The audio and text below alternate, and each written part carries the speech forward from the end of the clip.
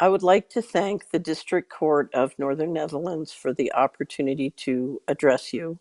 My name is Catherine Austin Fitz, and I am the publisher of the Solari Report, and I am the former partner and member of the board of Dillon Reed, an investment bank on Wall Street, and the former Assistant Secretary of Housing in the first Bush administration. I wish to give this statement because I believe that the pandemic represented an egregious misuse of healthcare policies to implement economic and political agendas. And I would like to explain the history and background as to why I am convinced that that is so. I'm an expert on the United States federal credit and the federal budget and financial mechanisms. I have a great deal of information about that at my website, including on $21 trillion that's gone missing from the federal government. You can find that at missingmoney.solari.com. Starting in 1998, I became very concerned that a change in policy had changed in the federal government, whereby billions and then trillions of dollars was going missing from federal accounts. It started in October 1st, 1997, which is the beginning of federal fiscal 1998. Between that time and the 9/11, there was approximately $4 trillion missing from the federal government. In fact, the day before 9/11, the Secretary of Defense, Donald Rumsfeld, gave a press conference and said that the Department of Defense was missing 2.3 trillion, and this was a terrible problem. Um, Money continued to go missing from then on, and as of fiscal 2015, there was 21 trillion missing. Um, I had been tracking the missing money between fiscal 1998 and 2015, and then was speaking about it publicly. And a professor from Michigan State University, Dr. Mark Skidmore, heard me, contacted me, thought it was unbelievable that this was so, but checked out the federal financial statements. All these numbers are from the financial statements, and proceeded with his students to do a survey. And that survey brought tremendous pressure on the government to obey the financial management laws, particularly the laws requiring audited financial statements. Between fiscal 1998 and 2015, the federal government had refused to obey the laws related or requiring audited financial statements. As that pressure put more pressure under the federal government to obey, what happened was a policy was adopted in 2018, called Federal Accounting Standards Advisory Board Statement 56, which essentially was an administrative policy that took the position that they could authorize secret books by the federal government.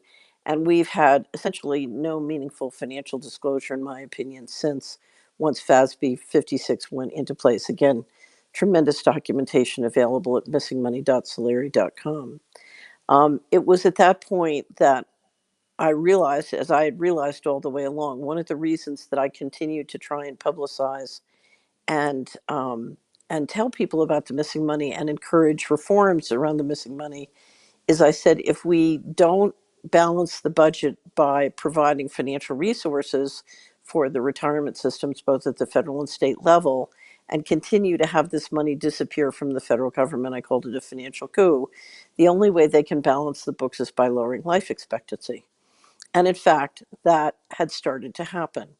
In the spring of 1997, I was meeting with a leadership of some of the top pension funds who were on one of my advisory boards at my company in Washington, called Hamilton Securities Group. And I made a presentation to them about how we could re-engineer federal finances in a way that would bring tremendous new wealth to the country and make it possible for the pensions to afford the retirements promised to the boomer generation. Essentially, the boomer generation was a financial pig going through the snake, and the question was, how would we generate enough returns on the pension funds to make it? And a leader, when I presented my plans on how we could re-engineer federal spending so that we stopped running huge deficits, the head of the largest pension fund in the country CalPERS, said to me, he said, "You don't understand. It's too late. They've given up on the country. They are moving all the money out starting in the fall." And I thought he meant we're reallocating the investments in the pension funds to the emerging markets because the growth rate is bigger. That's not what he meant. He meant, no, we're going to start moving huge amounts through out of the back door of the federal government with the 21 trillion that went missing by 2015.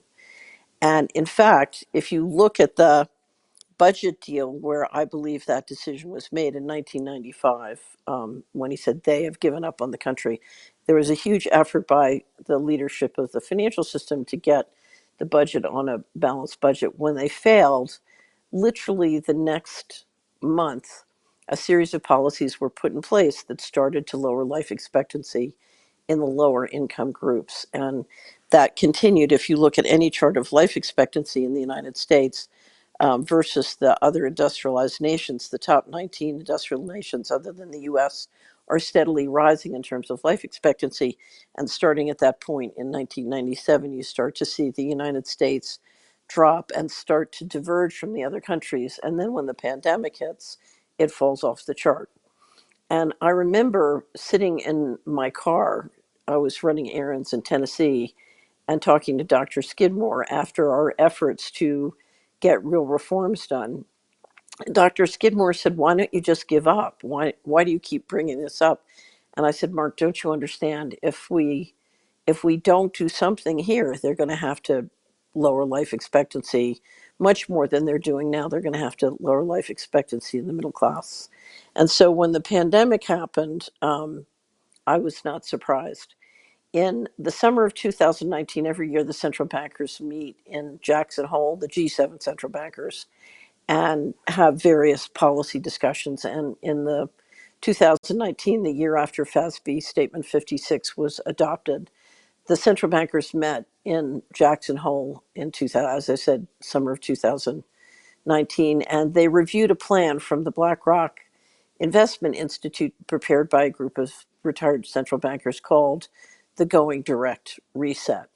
Now, we know that the central banking system every 80 to 120 years does a reset, and often that reset is when you evolve the currency or you move the currency to a different currency. So we know this happens every, at some point you sort of flush the system. And so I assumed when that happened that we were going into a new reset. The going direct reset, going direct refers to a radical change in policy. Traditionally, when a central bank like the Federal Reserve added money to the system, it would add it by investing in the or putting money into the reserve track, and then the banks would use that reserve track to then put money in the system. Going direct was the Fed essentially injecting enormous amounts of money directly without going through the reserve track, but buying, among other things, securities from the non-depository institutions. And what happened starting that September after the Going Direct meeting, the Federal Reserve, with interventions in the market in September, but then with the announcement of the pandemic, injected extraordinary amounts of money into the system. Normally, and different estimates are that was $5 trillion or $6 trillion invested or injected directly.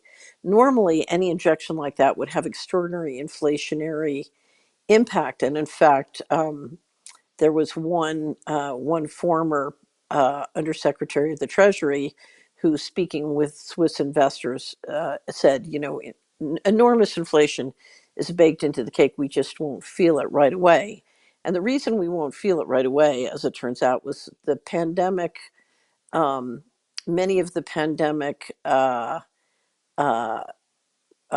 sort of actions of locking people down or calling certain businesses not not essential, and leaving other businesses open and some not essential, created an enormous deflationary offset. If you look at what happened in the United States, we basically shut down Main Street. Lots of small businesses left the publicly traded companies open and shifted enormous market shares out of the small businesses into the big businesses, that thus radically consolidating enormous amounts of economic activity. So you inject 5 trillion, essentially grossly oversimplified, into Wall Street, and you shut down Main Street, and then Wall Street has money to go shopping, and Main Street is in an economic squeeze. The last estimates I saw estimated that 35% of the small businesses in America were shut down. And in some places, I think San Francisco was as much as 49%. So it was very, very successful at consolidating economic activity into the big players. One estimate was we in the United States, we created 500, or maybe it was worldwide, we created 500 new billionaires. So as I said, looking at this from the viewpoint of what was happening financially around the world, it was pretty clear to me that much of the pandemic was essentially designed to implement the reset and using health policy as an excuse. One of the things I had been an investment advisor for 10 years, and because of that, had dealt with many clients who'd experienced vaccine injury or neurological damage from vaccines, but also various pharmaceuticals. And so I was very concerned about whether or not the vaccine was safe and effective. We now have many studies proving that it wasn't. That doesn't surprise me. What we certainly have in looking at what's going on in the United States is we have enormous increases in excess death and a continued drop in lowering life expectancy, including in the middle class. So it certainly fits with what I expected. And what I would say is that when a society allows this much public policy and healthcare policy to be created based on other economic and political goals, and does so with terrible lies and propaganda and misinformation, that's not a society that can endure. And so, if we're going to have a civilization based on the rule of law, these kinds of egregious lies being used by, essentially oligarchs and billionaires to engineer central control using these techniques, um, including things which are very, very harmful to people's health, uh, can absolutely not be tolerated. And so I would just ask the courts to look at this case and look at the misuse of both of basically misinformation and disinformation to make cases as to what was appropriate from a medical or scientific standpoint that clearly wasn't, in a way that did terrible, terrible harm to people throughout Europe and the United States. And I would encourage you to take a very serious look at this, because if you look at what was happening economically and politically, um, it is clear to me that what we're looking at is a reengineering of how our governments work and how our societies work in a way that is not in any of our interests. Certainly, what we want and what we need is the rule of law, and we depend on the courts to give that to us. So, I would ask that you give this case very serious consideration. And again, I thank you for the opportunity to address you today, and I thank you for your willingness to look at this case.